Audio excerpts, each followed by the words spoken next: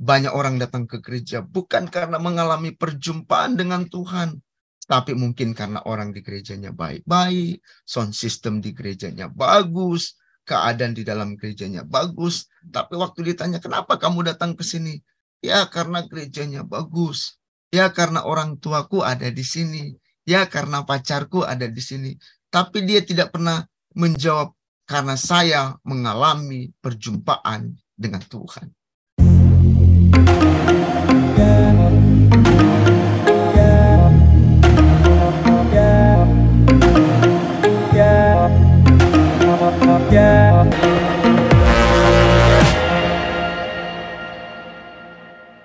Shalom, ada sukacita, amin. Mari kita buka Alkitab kita dalam Lukas pasal 2, ayat 15 sampai 20. Kitab Injil Lukas pasal 2, ayat 15 sampai 20. Saya akan bacakan buat Bapak Ibu, temanya Gembala-Gembala. Setelah malaikat-malaikat itu meninggalkan mereka dan kembali ke sorga, gembala-gembala itu berkata seorang kepada yang lain, marilah kita pergi ke Bethlehem untuk melihat apa yang terjadi di sana, seperti yang diberitahukan Tuhan kepada kita. Lalu mereka cepat-cepat berangkat dan menjumpai Maria dan Yusuf dan bayi itu, yang sedang berbaring di dalam palungan. Dan ketika mereka melihatnya, mereka memberitahukan apa yang telah dikatakan kepada mereka tentang anak itu. Dan semua orang yang mendengarnya heran tentang apa yang dikatakan gembala-gembala itu kepada mereka. Tetapi Maria menyimpan segala perkara itu di dalam hatinya dan merenungkannya. Maka kembalilah gembala-gembala itu sambil memuji dan memuliakan Allah, karena segala sesuatu yang mereka dengar dan mereka lihat, semuanya sesuai dengan apa yang telah dikatakan kepada mereka. Bapak Ibu yang dikasihi dalam Tuhan kita Yesus Kristus, pagi hari ini, sharing saya pagi hari ini saya kasih tema alami sukacita Natal. Alami sukacita Natal. Ada banyak orang berpikir merayakan Natal dengan baju baru, perhiasan pohon Natal yang baru, semua serba baru. Tapi sebenarnya bagaimana kita menikmati sukacita Natal itu bukan karena baju baru, bukan karena hiasan pohon Natal yang baru, bukan semua yang baru-baru itu. Tapi bagaimana kita menikmati sukacita Natal sepenuhnya dengan sikap dan tindakan yang tepat. Nah, kali ini kita akan mau belajar bagaimana sikap kita dalam mengalami sukacita Natal itu sendiri. Yang pertama, ayat 15. Di situ dikatakan setelah malaikat-malaikat itu meninggalkan mereka dan kembali ke surga, gembala-gembala itu berkata kepada seorang yang lain, marilah kita pergi ke Bethlehem untuk melihat apa yang terjadi di sana seperti yang diberitahukan Tuhan kepada kita. Waktu kelahiran Tuhan Yesus Kristus di muka bumi, maka ada penyampaian kabar sukacita dari malaikat, khususnya pertama kali disampaikan kepada gembala-gembala. Dan waktu kabar itu disampaikan kepada gembala-gembala, kita tahu Bapak Ibu responnya apa? Mereka segera meresponi kabar itu dan cepat-cepat untuk mencari Yesus yang diberitakan oleh malaikat itu sendiri. Bagaimana kita mengalami sukacita Natal? Yang pertama, pergi mencari Yesus. Kalau kita lihat di sini kan, gembala-gembala responnya apa? Cepat-cepat mencari Yesus. Jadi orang yang mengalami sukacita Natal bukan cuma Natal saat ini, tapi setiap tahun, maka yang pertama pergi mencari Yesus. Ada banyak hari-hari ini orang berusaha untuk mencari sukacita, damai, itu carinya bukan kepada tempat yang benar, bukan kepada alamat yang benar, tapi alamatnya alamat palsu. Seperti Ayu Ting Ting nyanyi kemana-kemana karena alamatnya palsu. Tapi gembala-gembala ini benar-benar mencari Yesus. Di mana mereka mencari Yesus? Di Bethlehem. Kalau kita baca cerita tadi. Jadi poin yang pertama untuk kita mengalami sukacita Natal adalah cari Yesus. Jangan cari di tempat lain. Cari Yesus. Kalaupun kita ada masalah dan pergumulan hidup, cari Yesus seperti gembala-gembala. Langsung meresponi dan mencari Yesus sendiri. Orang berusaha mencari kedamaian dan sukacita dengan harta, dengan kekayaan, dengan popularitas, atau dengan apapun yang hanya untuk menyenangkan dia sementara waktu. Tapi buat kita orang percaya yang mengalami sukacita Natal itu, yang pertama dia harus mencari Yesus. Pergi mencari Yesus. Karena Yesus pernah berkata bahwa, marilah kepadaku semua yang berbeban berat dan berletih lesu, aku akan memberikan kelegaan kepadamu. Jadi orang yang mengalami sukacita Natal, seperti gembala-gembala, mencari Yesus. Yang kedua, bagaimana kita mengalami sukacita Natal? Ayat 16 dan 17. Di situ dikatakan, lalu mereka cepat-cepat berangkat dan menjumpai Maria dan Yusuf dan bayi itu yang sedang berbaring di dalam palungan. Dan ketika mereka melihatnya, mereka memberitahukan apa yang telah dikatakan kepada mereka tentang anak itu. Poin yang kedua, supaya kita mengalami sukacita Natal adalah menjumpai dan menceritakan. Apa yang dimaksudkan dengan poin kedua ini, menjumpai dan menceritakan? Orang yang mengalami sukacita Natal pasti mengalami sebuah perjumpaan dengan Tuhan. Dan waktu dia mengalami sebuah perjumpaan dengan Tuhan, dia tidak tinggal diam. Dia menceritakan apa yang dia alami kepada banyak orang. Sehingga saya ingat lagu lama dalam Kidung Jemaat yang sering bilang begini. Ku suka menuturkan cerita mulia, cerita Tuhan Yesus dan cinta kasih-Nya. Ku suka menuturkan cerita mulia, cerita Tuhan Yesus dan cinta kasih-Nya. Jadi orang yang menjumpai Yesus berarti mengalami Tuhan. Orang yang mengalami Tuhan pasti tidak pernah tinggal diam. Ada banyak orang tahu Yesus. Ada banyak orang tahu tentang Yesus lewat banyak buku. Tapi dia tidak pernah mengalami perjumpaan dengan Tuhan. Seperti yang saya bilang, banyak orang datang ke gereja bukan karena mengalami perjumpaan dengan Tuhan. Tapi mungkin karena orang di gerejanya baik-baik, sound system di gerejanya bagus, keadaan di dalam gerejanya bagus. Tapi waktu ditanya, kenapa kamu datang ke sini? Ya karena gerejanya bagus. Ya karena orang tuaku ada di sini. Ya karena pacarku ada di sini. Tapi dia tidak pernah menjawab, karena saya mengalami perjumpaan dengan Tuhan. Setelah orang itu mengalami perjumpaan dengan Tuhan, mulutnya tidak akan berhenti bercerita tentang Tuhan. Saya yakin dan percaya Bapak Ibu di tempat ini semuanya waktu ngalamin kasih mula-mula dan mengalami perjumpaan dengan Tuhan, tidak pernah berhenti ketemu orang cerita Tuhan, ketemu orang cerita Tuhan, ketemu orang cerita Tuhan. Jadi orang yang mengalami sukacita Natal adalah orang yang menjumpai dan menceritakan Tuhan kepada orang lain. Seperti gembala-gembala. Yang ketiga, orang yang mengalami sukacita Natal, ayat 18.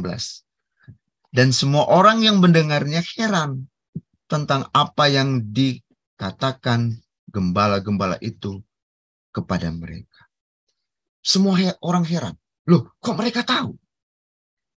Poin yang ketiga adalah kita harus mendengar berita sorga. Jadi waktu berita itu datang, mereka ceritakan ke orang lain, orang-orang lain heran. Takjub. Poin yang ketiga ini, orang yang mengalami sukacita Natal adalah orang yang selalu suka untuk mendengar berita sorga. Berita apapun itu yang dari firman Tuhan pasti kita suka dengar. Karena kabar itu, kabar sukacita itu menguatkan, meneguhkan. Dan waktu kita menceritakan kepada orang lain, pasti orang takjub. Karena kabar yang kita bawa adalah kabar sukacita. Ada berapa banyak dari kita kalau sudah mendengar kabar dari televisi, dari radio, ataupun dari HP, orang mulai putus asa dan kecewa. Seperti saya bilang, orang selalu mendengung-dengungkan tentang 2023. Orang mulai takut, tapi mari belajar tentang mendengar kabar-kabar surgawi. Kabar surgawi apa itu? Tentang firman Tuhan. Sehingga menguatkan kita, meneguhkan kita, bahkan membuat orang-orang lain takjub. Orang terheran-heran, oh ini kabar dari mana? Bapak Ibu yang dikasih dalam Tuhan kita Yesus Kristus. Roma 10 ayat 17 yang sering kita dengar berkata bahwa iman timbul melalui pendengaran dan pendengaran oleh firman Kristus. Orang yang mengalami sukacita Natal pasti suka mendengar kabar surga, yaitu firman Tuhan itu sendiri. Sehingga bukan cuma kita yang dikuatkan, orang lain pun dikuatkan. Bukan cuma dikuatkan, tapi mereka akan takjub mendengar kabar sukacita. Yang keempat, orang yang mengalami sukacita Natal, ayat 9. Tetapi Maria menyimpan segala perkara itu di dalam hatinya dan merenungkannya. Jadi waktu gembala itu kasih tahu ke Yusuf, ke Maria, kami dapat kabar waktu di padang, kabar dari surga. Terus waktu didengar sama Maria, Maria mendengarkannya dan menyimpannya di dalam hati dan merenungkannya. Orang yang mengalami sukacita Natal pasti setelah dia mendengarkan kabar-kabar surgawi, dia mendengarkan firman Tuhan, yang pasti dia menyimpannya dalam hati dan merenungkan. Kalau kita cuma baca, tapi tidak merenungkannya, itulah yang terjadi hari-hari ini dalam kehidupan kita. Yaitu kita tidak mampu memahami dan mengerti maksud Tuhan. Saya ulang-ulang buat kita semua Bapak Ibu. Kenapa dibilang ada saat teduh? Saat teduh. Saat teduh berarti waktu yang tenang. Waktu yang tenang untuk apa? Waktu yang tenang untuk merenung. Merenung untuk apa? Merenung tentang firman Tuhan. Ditangkap dan diulang. Tak heran pembacaan atau mengisi waktu kita dengan Tuhan dikatakan sate. Saat teduh. Jadi ada hal yang aneh buat kita. Kalau kita sudah 10 tahun jadi orang percaya, 20 tahun jadi orang percaya, pas baca firman Tuhan, dapat apa? Enggak dapat apa-apa. Padahal kita harus mengerti dulu pengertian kata saat teduh. Berarti memberi waktu untuk Tuhan, mengerti maksud Tuhan. Jadi Maria menyimpannya dalam hati dan merenungkan. Orang yang mengalami sukacita Natal berarti dia menyimpan semua apa yang dia dapat lewat firman Tuhan. Lewat mendengar berita-berita surgawi, itu firman Tuhan sendiri. Bermeditasi. Kadang-kadang orang terlalu alergi dengar kata bermeditasi. Mengunyahnya, mencernanya, memikirkannya, memasak-masak, secara masak-masak, mendalam, dan akhirnya kita bukan cuma tahu, mengerti, dan memahami firman Tuhan, sehingga kita tahu menjalankan. Kalau Bapak Ibu sering melihat sapi kalau lagi makan, kita kasih makan dia jam ini, pas kita balik, loh kok dia lagi ngunyah lagi? Balik, dia lagi ngunyah lagi. Karena makanan itu belum langsung ke perutnya. Semacam ada tempat persinggahan sementara. Nanti setelah itu balik lagi, dikunyah lagi sampai halus. Itu yang sering kita bilang kenapa sapi dikatakan memama biak. Karena dia mengunyah terus makanan sehingga halus. Itu ya disebut dengan perenungan. Memahami firman secara perlahan-lahan dan berulang-ulang. Seperti Maria, menyimpannya segala perkara itu di dalam hatinya dan merenungkannya. Jadi itulah poin yang keempat, orang yang mengalami sukacita Natal. Yang terakhir, orang yang mengalami sukacita Natal, ayat 20. Maka kembalilah gembala-gembala itu sambil memuji dan memuliakan Allah, karena segala sesuatu yang mereka dengar dan mereka lihat, semuanya sesuai dengan apa yang telah dikatakan kepada mereka. Bapak Ibu yang dikasihi dalam Tuhan kita Yesus Kristus, orang yang mengalami sukacita Natal adalah orang yang senantiasa memuji Tuhan. Kalau dia sudah mengalami Tuhan, dia mencari Tuhan, menjumpai dan menceritakan tentang Tuhan. Orang yang selalu merenungkan, menyimpannya dalam hati dan merenungkan setiap berita surgawi yang dia dengar. Yang terakhir, pasti orang itu adalah orang yang suka memuji Tuhan. Seperti para gembala-gembala ini. Setelah mereka menjumpai Yesus dan mereka lihat semua yang keadaan di Bethlehem itu, mereka berkata mungkin dalam hati, wow, benar seperti yang dikatakan malaikat itu. Dan mereka melihat semua kejadian itu. Mereka melihat raja di atas segala raja. Penguasa alam semesta ini turun jadi manusia. Sehingga mereka pulang dan bersuka cita sambil memuji Tuhan. Orang yang mengalami sukacita Natal.